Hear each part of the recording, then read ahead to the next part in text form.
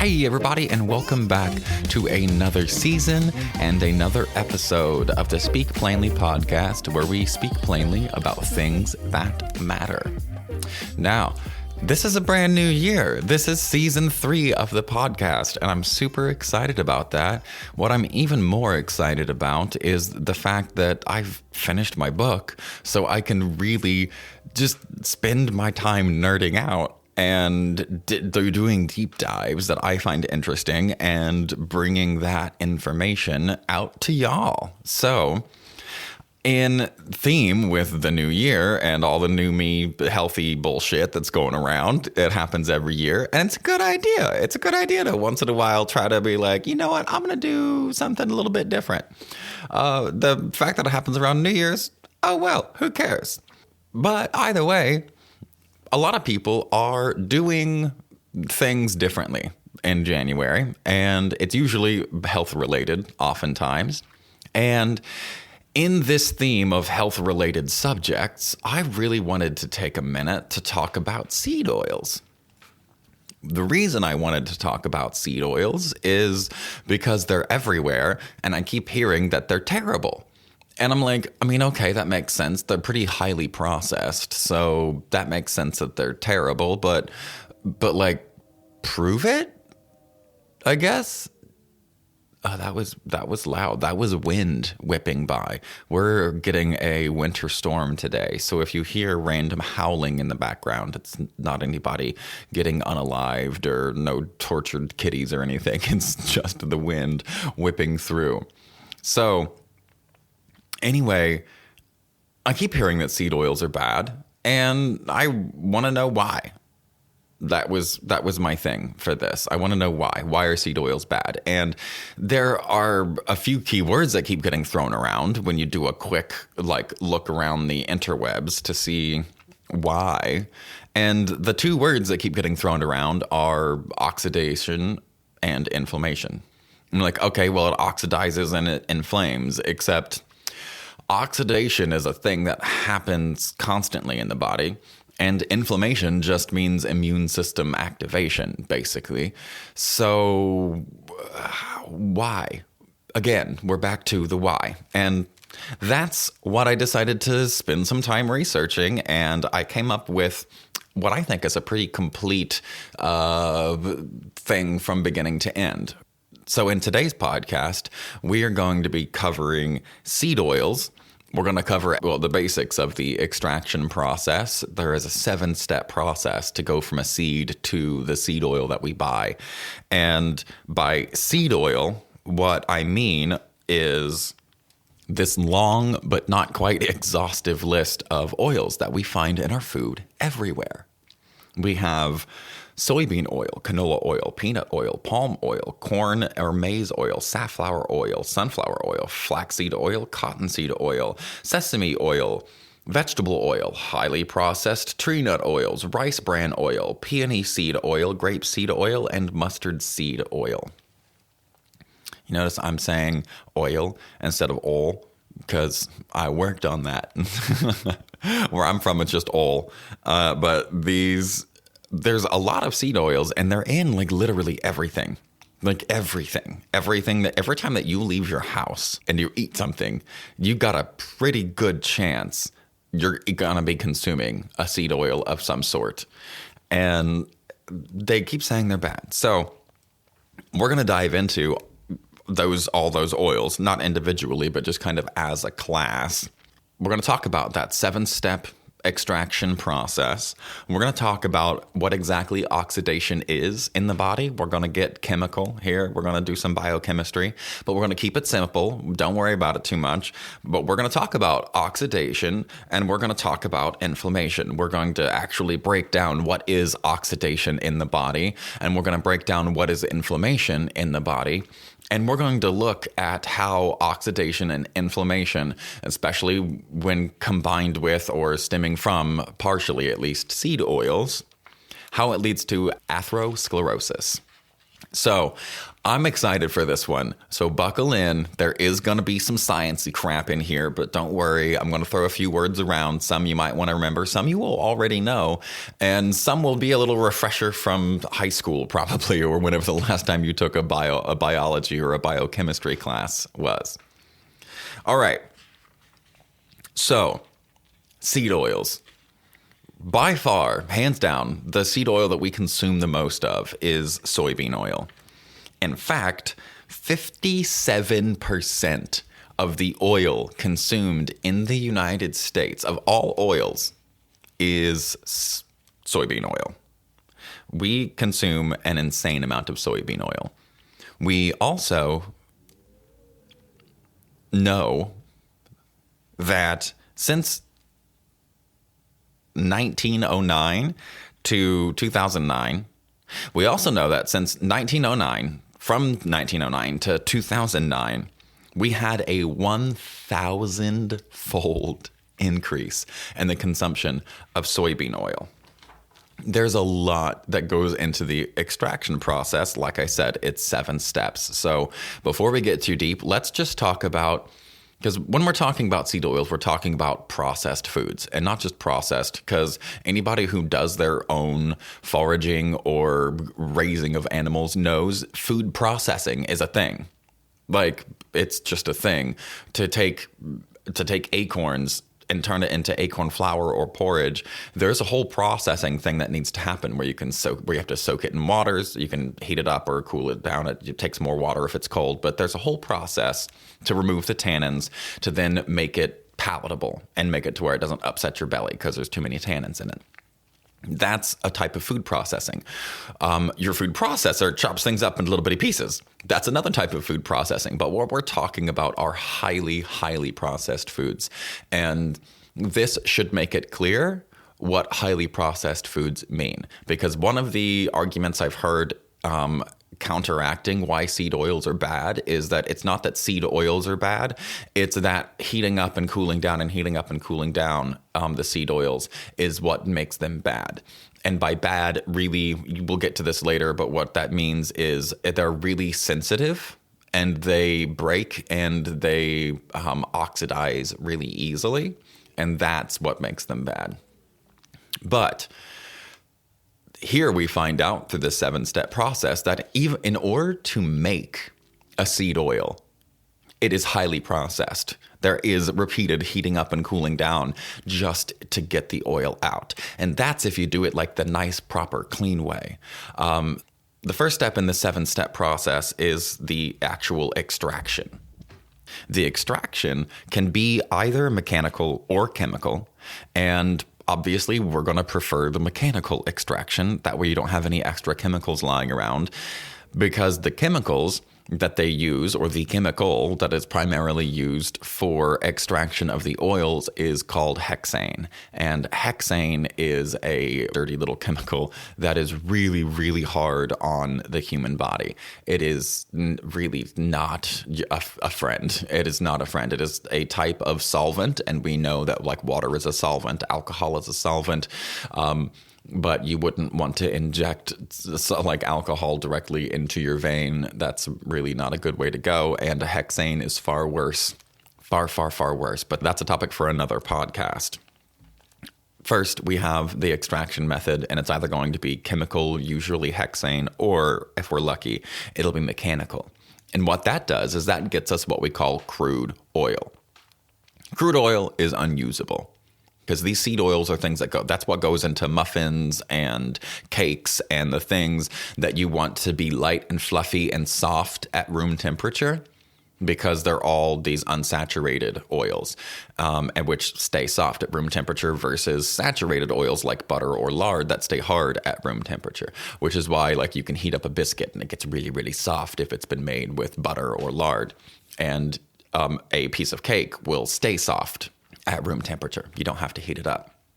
But that first step leads to a crude oil. Now, the crude oil is unusable for a couple of reasons. It needs to be degummed after that. So step 2 is called degumming, where they go through and they remove all the mucilage, all the mucilaginous stuff within that crude oil. After all the mucus has been removed, then they neutralize the oil, and they neutralize it because it's too acidic. So they neutralize it by adding an alkalized compound to it. And then that's step 3. Step 4 is then they have to actually literally get this, wash and dry the oil. That blew my mind. I'm like, washing and drying oil? What the actual F? I'm confused. How do you wash and dry an oil? But that's how profound these alkalizing substances are. It takes so much that you can literally wash and dry the oil to remove that alkalizer. Then, in order to improve color, step 5 is bleach the oil. They will literally bleach it. Step 6 is to winterize the oil. Now, why winterize an oil? And the answer is really because oils will eventually get cloudy if you don't winterize them. So after you winterize them, because we can't have cloudy oil, God forbid, then, and sometimes that step is also called dewaxing. The last step, step 7, is the deodorization. And they remove the smell this way. And both the winterization and the deodorization are a combination of high heat, high pressure, and chemical solutions that they run. But they're steaming and doing all kinds of crazy things, but under high heat, high pressure through like tiny little filtration systems. And that is how we get soybean oil. It's also how we get all of the others. But this is a lot. And this is how we get canola oil. I don't know about you, but where I'm from, there's canola oil in everybody's house. We all got canola oil because it's cheap and you can use it for tons and tons of baked goods and breads and whatnot. And it adds fat. And we love fat. Fat carries flavor. It's pleasant to eat. It's less pleasant on our biology, but we're getting there. So from here, with the oils, when you go and say, okay, why are seed oils bad? Then the answer is usually it causes inflammation and it causes oxidization. And I'm like, okay, but inflammation of what? Oxidization of what? And exactly how? Like, okay, so we eat it and some parts of us are become inflamed or oxidized or all parts of us, or how does this work? And nobody had really laid out the step-by-step thing that happens here. And so in order to do that, in order to show what happens from beginning to end upon consumption, now that we know the extraction process for seed oils, we're going to use atherosclerosis as an example, because that's what seed oils really seem to lead to, especially in anybody with a high sugar or even semi-high sugar diet, because the high sugar diets we know are really good at causing free radicals. That's another topic for another podcast, but we're going to look at inflammation and oxidization. Right now, we're going to start with oxidation. What is oxidation? Well, what happens when we have I guess I should cover what a free radical is first. I forgot to do that. So a free radical usually is actually oxygen. When they talk about free radicals in the body, that actual molecule is an oxygen molecule. But if you'll remember, H2O is water, hydrogen with 2 electrons, and then O. But the O is automatically a 2. So we don't say H2O2, but we might as well say H2O2. But O is automatically assumed to have 2 electrons on it. Now, what happens is one of those electrons will get taken away. And when that happens, it causes an imbalance in the atom because it doesn't have the 2 electrons to balance each other in their orbits. That causes the atom to behave erratically, and we call that radicalization. And that is the process of oxidization, because what you're doing is you're radicalizing oxygen to kind of go around and just like find a hole and fill it. At least that's what the military would call it, like find a hole and fill it. And that's what oxygen does. Once it gets knocked loose in the body, it's looking for another free electron in order to find balance for its 1 electron remaining. So when you take a molecule, an atom or a molecule, and you remove one electron from that atom, the electron, since they like to be in pairs, it goes out of balance. And without that one electron, everything becomes radicalized. But nothing exists in a vacuum. And this is the next step, is it's not just like one molecule or one atom is radicalized here. That happens millions of times in our body. There are millions of free radicals, if not billions of free radicals, floating around inside of us all of the time. Nothing exists in a vacuum. So if you can think of it like I grew up on a dead-end street, or you can think of it like a cul-de-sac where the electrons are eggs. And when an atom is next to another atom and one of the electrons has been removed, the nice neighbor atom winds up donating an electron or an egg to the neighbor. And that is great because now the radicalized neighbor is less radical. He's got some balance, but now I'm radicalized because I gave away my egg. And that means somebody next to me has to give me an egg, and so on and so forth down the chain. Now, you have to remember that these electrons are charged as well. So anytime that we're talking about pH in the body, you're actually also talking about an electric charge, because those two things correlate perfectly. If you talk about an electric charge, there is an equivalent pH, and vice versa.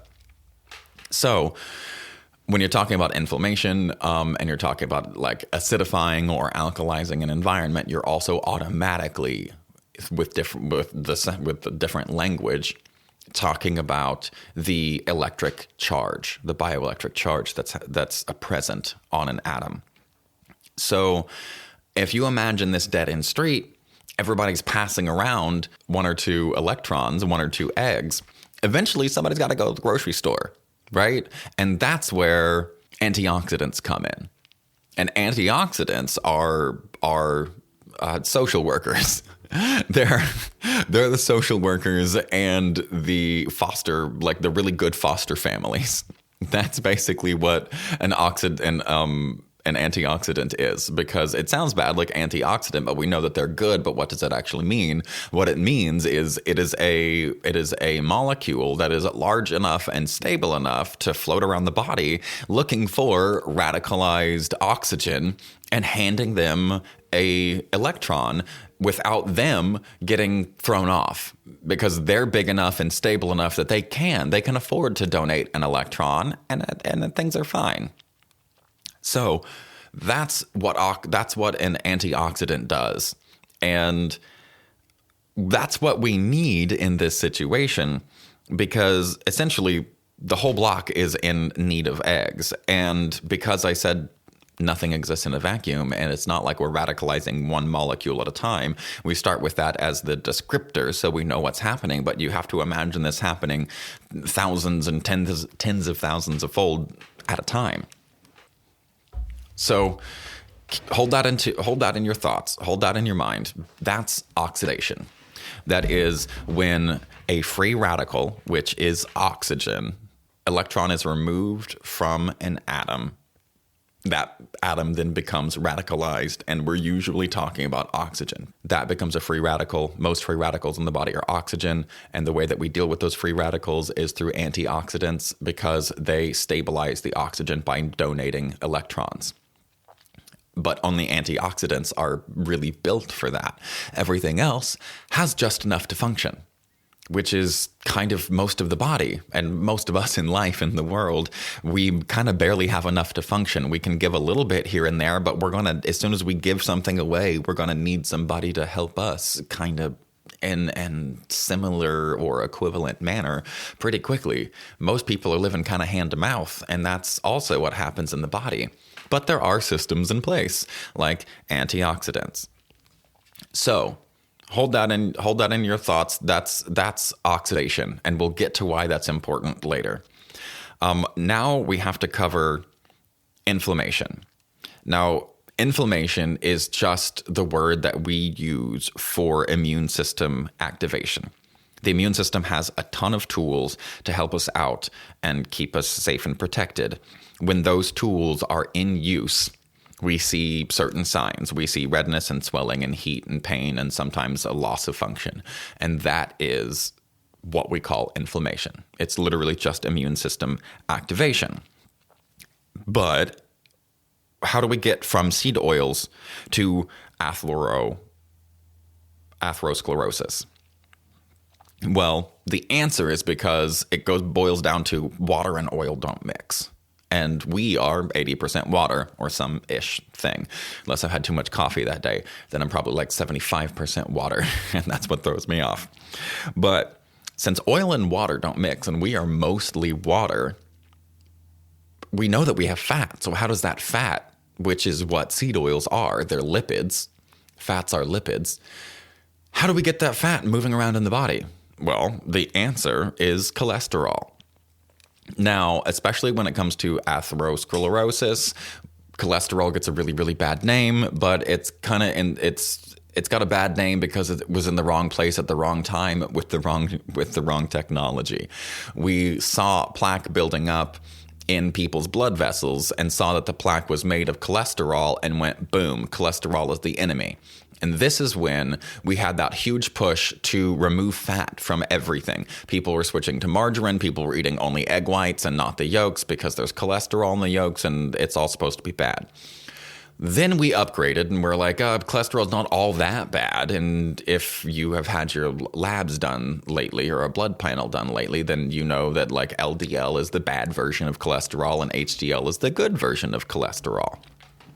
Now, what cholesterol does is it is the fat transport of the body. You can think of LDL as the lipid delivery lady. She moves lipids from one place to another. She packages up all these fats that don't mix in the water because they just wind up turning into little globules, right?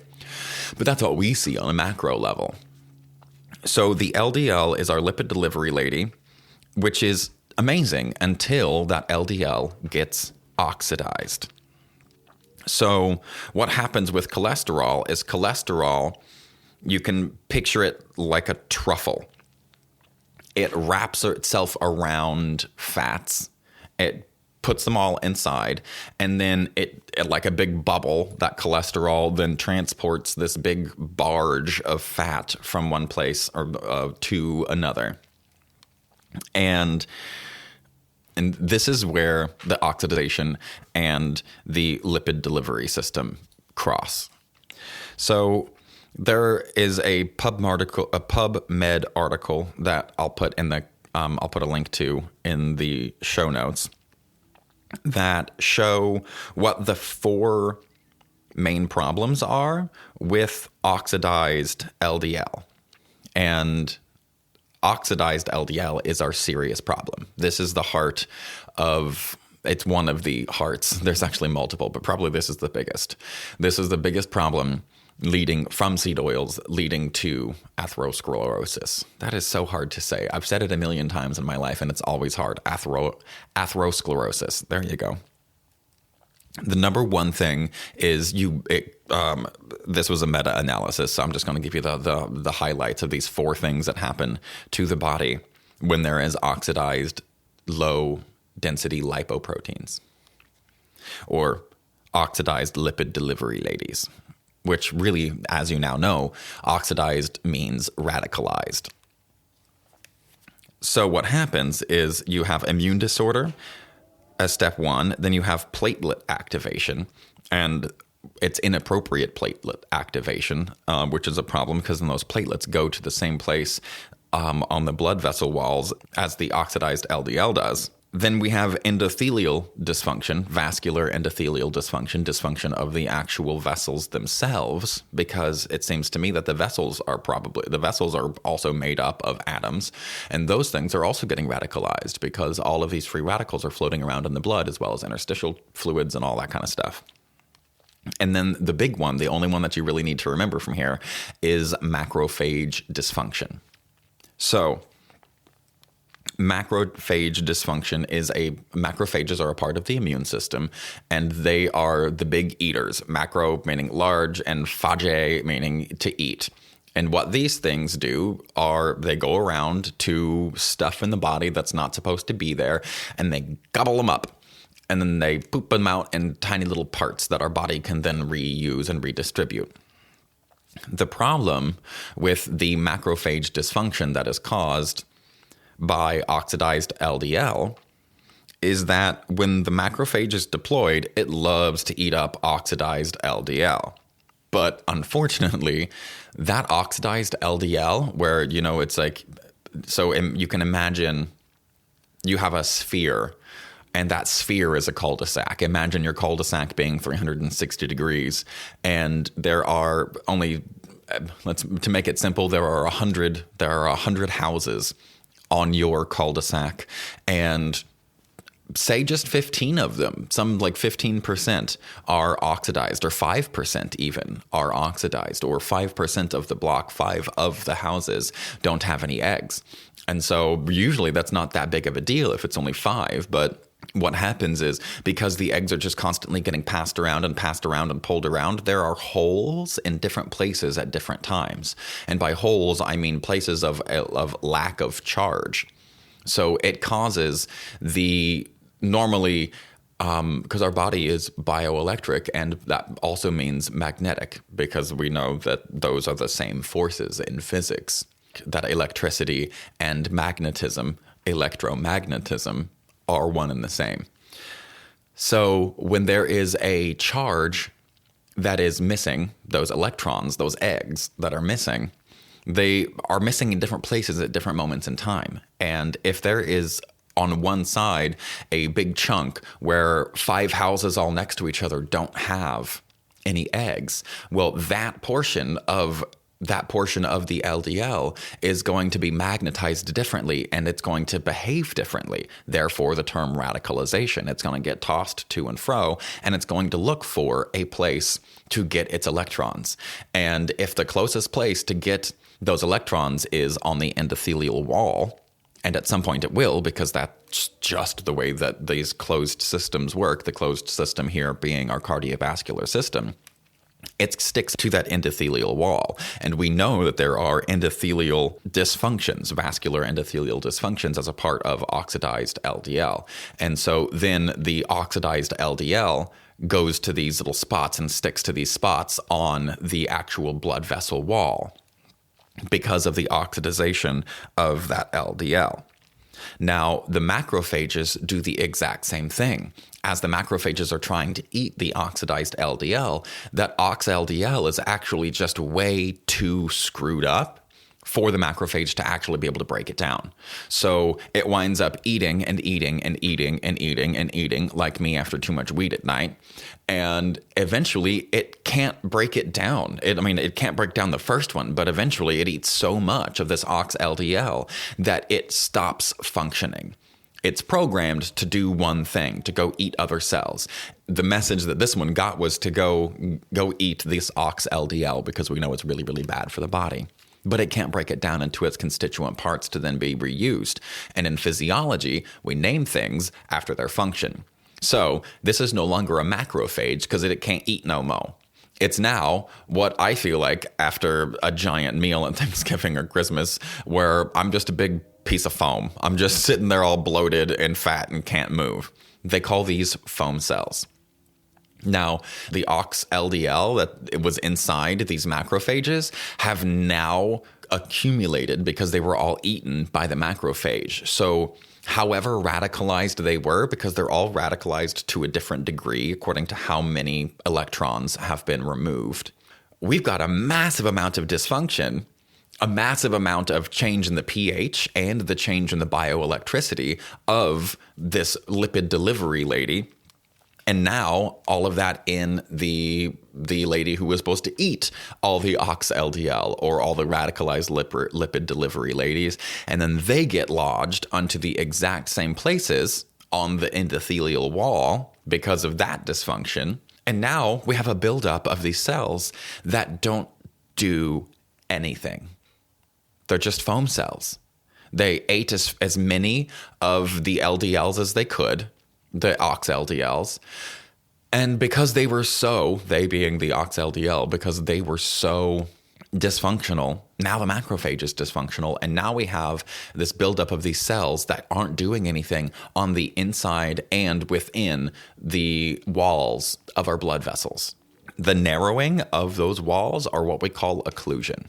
Now, here's where I want to take a moment to talk to my young folks, talk to my young bucks, talk to people like me who are in their mid 30s and younger into your mid 40s or 50s. And like, when we talk about atherosclerosis, we think that's old people problems. But the thing is, the first sign often of atherosclerosis is death. That's the first sign for many, many people. And the reason is because of thromboses. Thromboses are a blood clot, essentially. Now, in reference to what we're talking about today, you get this occlusion or this narrowing of the blood vessel thanks to the LDL, or what Gordy Ross, the nurse practitioner who trained me, he called it the lame. He was like, you can always remember the LDL is bad because it's the lame. You've got the high, which is cool, and you've got the lame, which is lame. So with the LDL and the foam cells blocking or occluding this artery, then those things like the platelets, which we also know are activated seemingly unnecessarily, they start going around and collecting on stuff.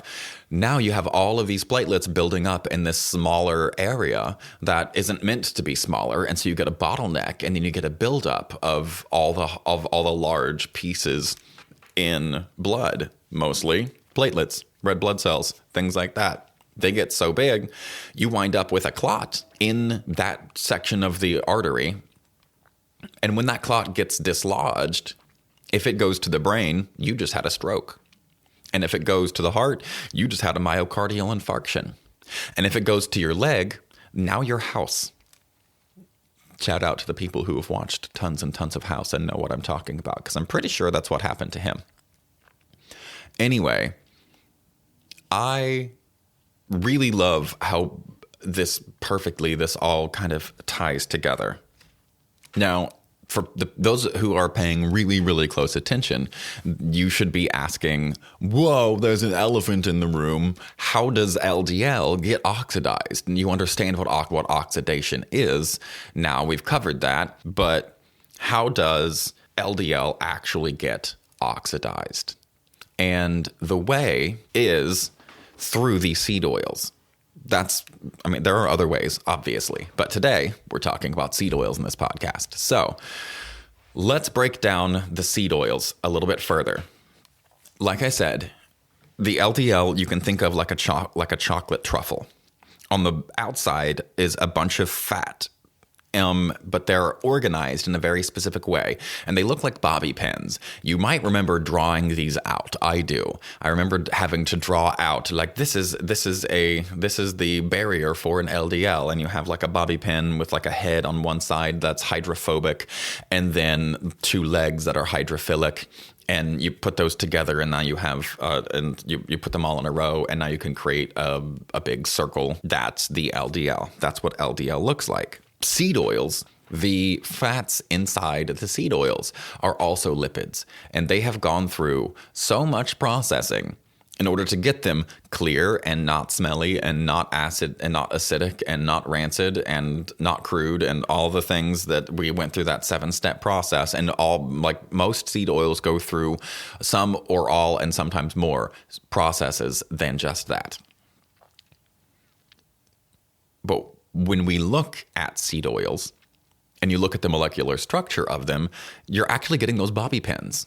But instead of having 2 legs, often they have 3. And in our body, those lipids are usually saturated. Saturated lipids are stronger. And by stronger, I mean they hold their shape better. They are injured less easily, which means they oxidize less easily. Now, this is a game of percentages. This is not an all or nothing thing, right? There are oils and fats that are, well, all oils and fats pretty much are a combination of saturated, polyunsaturated, and monounsaturated. And the order for good to bad is saturated, then monounsaturated, then polyunsaturated. And the reason is if you look at a saturated fat and you look at it molecularly, the way that we display those things is through what's called a Lewis structure oftentimes. But then with these, you get essentially like this up, down, like corrugated cardboard. It's just a series of V's and then A's without the little line in the middle over and over and over again. And we know that triangles distribute force down the edges of them. And when they're all connected like that and they're all happy little corrugated V's, then you have a saturated fat. After that, next down the line is a MUFA, or a monounsaturated fat. And a monounsaturated fat is where there is a double bond in the middle of all of those corrugated lines. And those corrugated lines are single bonds, and they move at that like 45-degree angle, so you can get all these nice little V's. With a monounsaturated fat, you lose one of those V's, and it's essentially like putting your pencil in and flattening one of the pieces, one of the V's in a piece of corrugated cardboard. You flatten one, not that big of a deal. It loses some structural integrity. Like if you were going to carry that box, you wouldn't want to put like something super duper heavy in it, but you're like, it just got one. That's fine. But if you flatten two of them, like right next to each other, and that's where you have the problem, because you got a flat, and then you have this junction, and then you have another spot that's flattened. And even though that spot that's flattened is stronger in a different way because of that double bond, in the same like you could pull it and it's not going to tear right there. But if you put weight down from the top perpendicular to that, that's where it's going to break. If you imagine you've got the up down V, like an accordion, and then you have an accordion with one flat spot, and then you have an accordion with a flat spot, one V, and then another flat spot, and then more accordioning. If you look at that, just envision that in your head and think which one of these is going to be the most stable. It's definitely the saturated fat, the one that's just corrugated, the one that's just got all the V's. And the problem with seed oils is they are almost all predominantly polyunsaturated fats. Now, those chemistry nerds will recognize that V that's in between the polyunsaturated fatty acids, that V is called the methylene bridge. And that is the place of the most compromise. When that gets radicalized, it gets oxidized because an oxygen will come and lock its free link right there. It's looking for a way to balance it. And now you have oxidization where there should be methylation, and that bridge snaps. And now those two pieces that could be used as saturated fats now aren't saturated anymore. Now you have two pieces of like monounsaturated fats, and your body is now using those pieces in place of saturated fats on the LDL. So now there are actually less places for the electrons to link, which makes that weaker. So when we consume these oils, we're consuming them in such a basic form because there has been so much processing that our body didn't have to do. The degumming and the hexane and the winterization and all of that did all of it for us.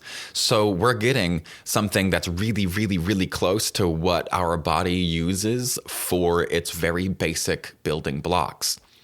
But we put it through so much processing that was external to our body's biological processing that we have injured it, making it more susceptible to damage, making it more susceptible to oxidation or oxidation. When we put an oxygen on those places on the LDL, now what happens is we get a radicalized LDL. We're getting radicalized or oxidized LDL. And that's how we go from seed oils to oxLDLs, because we're ingesting things in such a basic form that our body is going ahead and slapping it onto things like cholesterol to help us transport fats. But the vehicle, the barges, are leaky.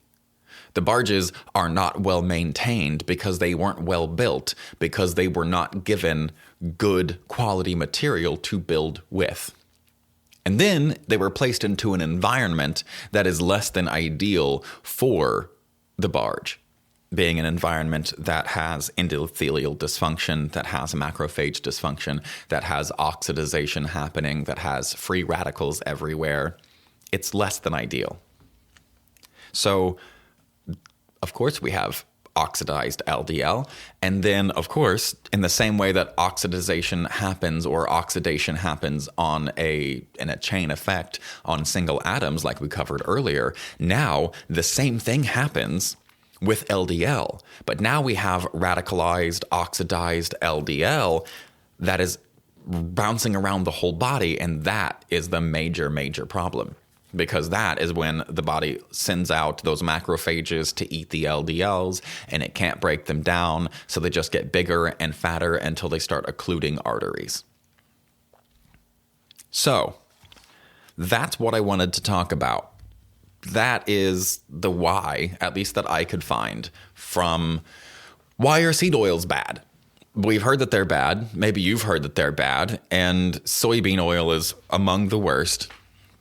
But just so you know, this is not an all or nothing game. I am not trying to preach to you or anybody else. This is not an all or nothing game. So I have some charts and things here. I kind of wish that I would do videos, but it's too much work. But I feel like the visuals are helpful, so I'll read them to you. I have a chart here of the saturated, monounsaturated, and polyunsaturated fats and what the blend is in each, because it's not all the same. Like butter is like 85% saturated, and then the rest is split up into mono and polyunsaturated. Coconut oil is almost entirely saturated fats with a little bit of mono and very little poly. Same thing with palm kernel oil. Butter actually has less saturated fat in it than coconut oil does, by the way. Beef tallow has almost the exact same thing as palm oil as far as saturated fats go. But then you've got a pretty large percentage of polyunsaturated or of monounsaturated fats, and then a really small percentage of poly. Those are the best fats, like in order: coconut oil, palm kernel oil, butter, beef tallow, and then palm oil, lard, chicken fat. And what you'll notice is those are all fats that are solid at room temperature. That's one of the signs of a saturated fat. Then you have the healthy oils in the middle, the ones that are supposed to be healthier. And these are the olive oils. The olive oil is got a little bit of saturated fat, but it's mostly monounsaturated with a little bit of poly.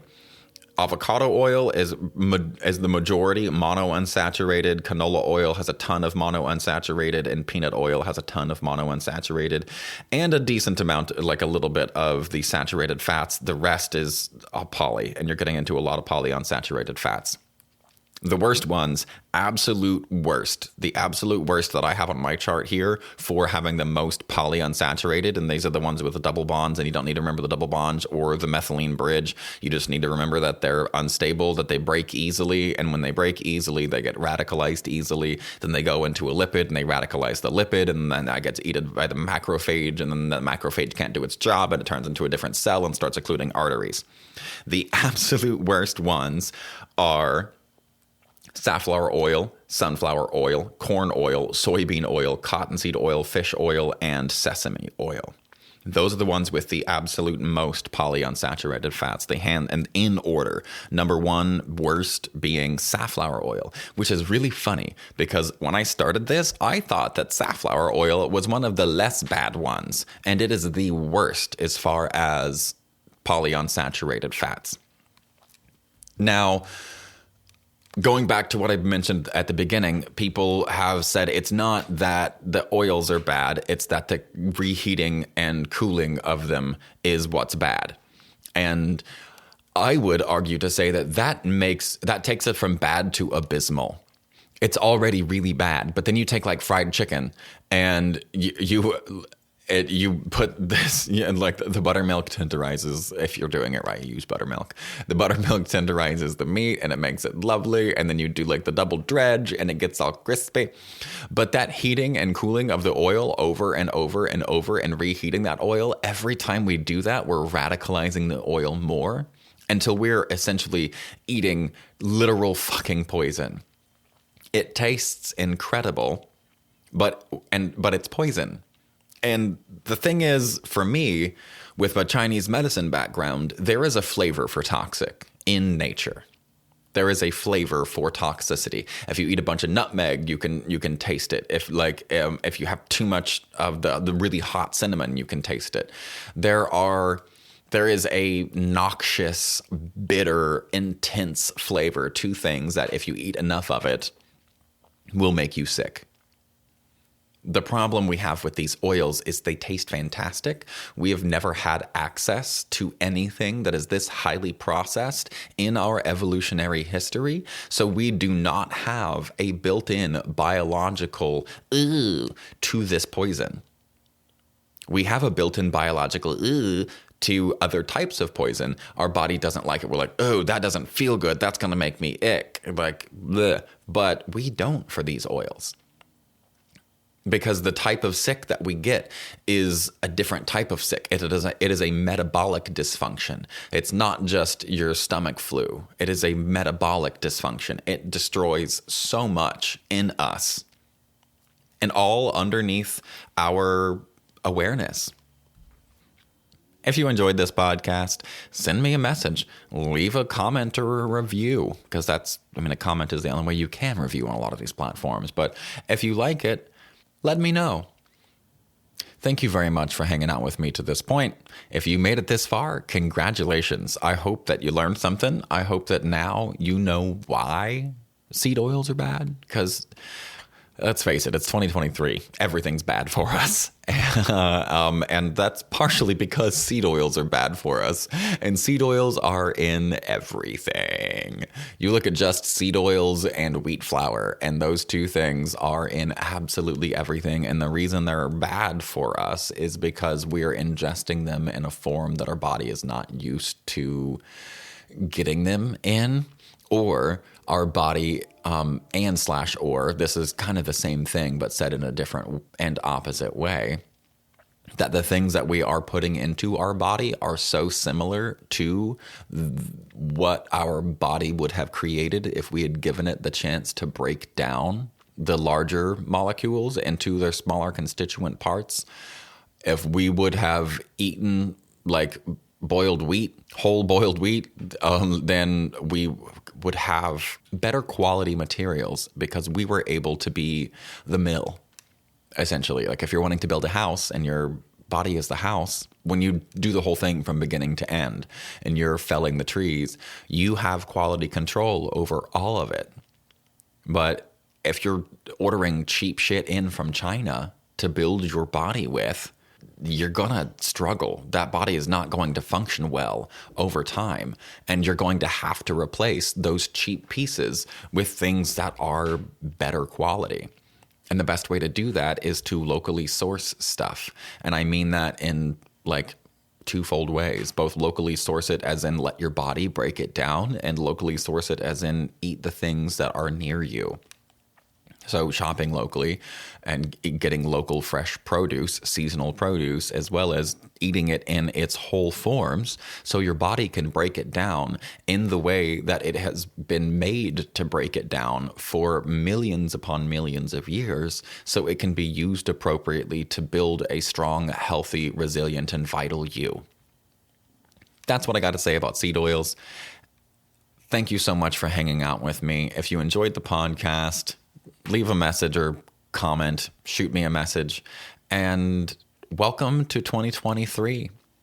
I am very happy to be able to do more of these and really focus on nerding out, kind of like I did on today's episode. And I hope that you will join me.